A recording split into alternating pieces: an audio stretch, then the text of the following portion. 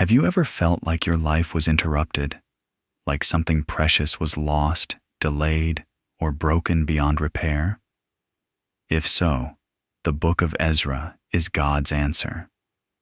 Welcome back to Bible Wisdom Collective channel.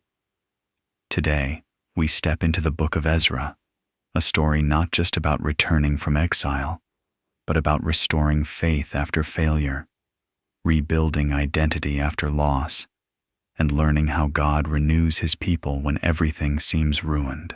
Ezra reminds us that God is not only the God of beginnings, he is also the God of second chances. And now, let us begin. 1. God is sovereign over history, even when we are not. The book of Ezra opens with a surprising truth.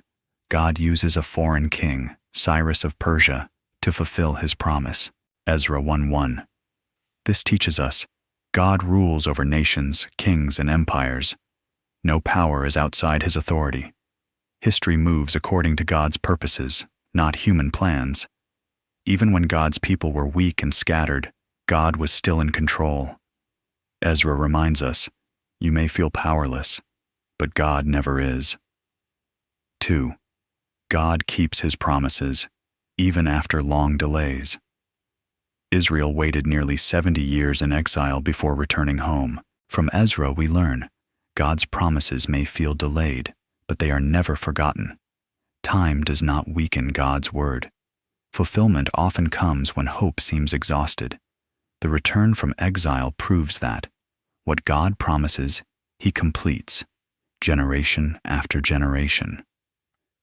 3. Restoration begins with worship, not comfort. Before rebuilding the temple, the people rebuild the altar. Ezra 3:2. This lesson is crucial. Worship comes before security. Obedience comes before stability. God must be restored to the center before anything else is rebuilt. Ezra teaches us that true healing begins when God is placed first again. 4. Healing often carries both joy and tears. When the foundation of the temple is laid, some rejoice while others weep. Ezra 3:12-13. From this moment, God teaches, restoration does not erase grief. Joy and sorrow can exist together. God honors tears just as much as praise. Ezra gives permission to heal honestly. You don't have to pretend everything is perfect to move forward with God. 5. Obedience often invites opposition. As soon as rebuilding begins, resistance appears. Ezra 4. Ezra teaches us, opposition does not mean you are wrong. Resistance often confirms that the work matters. God's plans are frequently challenged before they are fulfilled. Delay is not denial. God's purposes may pause, but they are never canceled. 6.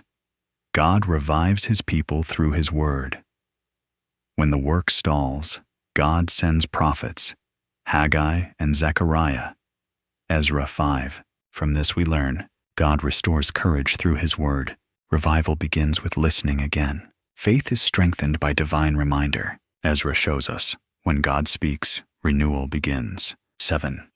God finishes what he starts. Despite years of delay, the temple is completed. Ezra 6:15. This teaches, God is faithful to complete unfinished work. Human weakness cannot stop divine purpose. What begins in obedience ends in fulfillment. Ezra reminds us, God does not abandon half-built promises. 8. True leadership begins with a heart set on God. Ezra is introduced not by power, but by character. He set his heart to study the law of the Lord, to practice it, and to teach it. Ezra 7:10. Lessons for us. Leadership flows from devotion, not position. Teaching must flow from obedience. Authority grows from integrity. Ezra shows us that the most powerful leaders are those shaped by God's word. 9. Dependence on God is stronger than human protection. Ezra refuses military escort and chooses prayer and fasting instead. Ezra 8:21-23. God teaches, trust is an act of courage. Faith grows when we choose dependence. God honors those who rely on him fully. Ezra reminds us, safety is not found in strength, but in surrender. 10. Spiritual compromise destroys from within. Ezra is devastated to discover compromise among the people. Ezra 9. From this we learn, spiritual compromise weakens identity. Sin spreads quietly when ignored. Holiness protects the future. Ezra shows us that God confronts compromise not to punish, but to preserve. 11. True repentance is humble, honest, and costly. Ezra responds with fasting, prayer, confession, and tears. Ezra 9:5-15. God teaches us, repentance begins with humility. Healing requires honesty. Obedience sometimes demands sacrifice. Revival always starts in the heart before it reaches the community. 12. God calls his people back, even when it hurts. The people respond with repentance and commitment. Ezra 10. From this difficult chapter we learn, obedience may be painful, but it brings freedom. God values holiness because he values life. Restoration requires courage. Ezra teaches us, God disciplines not to destroy, but to restore. 13. Identity is rebuilt through obedience. Throughout Ezra, names, families, and lineage are recorded. This shows us God restores identity, not just buildings. Obedience reconnects us to who we truly are. Faithfulness passes from one generation to the next. Ezra reminds us, we are not defined by exile, but by covenant. 14. God always leaves a way home. The overarching message of Ezra is simple and powerful. No exile is permanent when God is involved. Ezra teaches, God restores after judgment. God welcomes return. God renews broken beginnings. No matter how far we fall, God always opens a door back. 15. God is the God of restoration, not ruins. Ezra does not end with perfection, but with direction. God teaches us, restoration is a process. Faith is rebuilt step by step. God works patiently with his people. Ezra assures us, God specializes in rebuilding what seems beyond repair. Conclusion. Ezra is a book of hope after failure. The book of Ezra teaches humanity that God is faithful across generations. Repentance leads to renewal.